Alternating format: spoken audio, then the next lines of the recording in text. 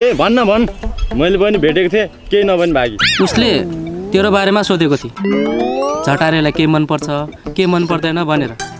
यसको मतलब तैँले बुझ्छस् नि के बुझ्ने यसको मतलब उसले तँलाई मन पराउँछ हो र होइन होला गफ हान्छ तोरी उसले तँलाई मन नपराउने भए आफ्नो नम्बर किन दिए त तँलाई दिनु भनेर नम्बर दिएको थियो अरे पहिला नै भन्नु पर्दैन त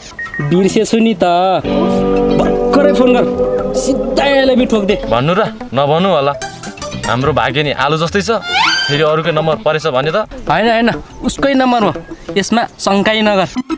भन्ने भए भनिहाल ढिला नगर तेरो बाउले पनि ताकेको छ भनेको सुनेको थिएँ फेरि आमा भन्नु पर्ला नि त्यो कुरा त सिद्धिसक्यो के थाहा तेरो बाउसँग टन्नै सम्पत्ति छ आजकलका केटीहरू मेड इन चाइना आज छ भोलि छैन भन्दै आएपछि थाहा पाउँला ल ल खैले गर्छु ल नम्बर भन् घर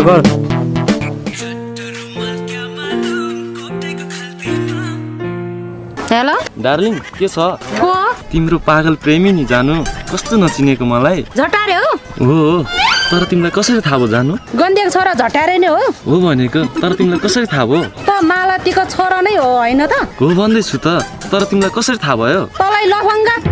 म तेरो आमा हुँ आफ्नै घरमा फोन गरेर कुन चाहिँ अभार केटाहरूसँग बसेर गाँजा तान्दैछ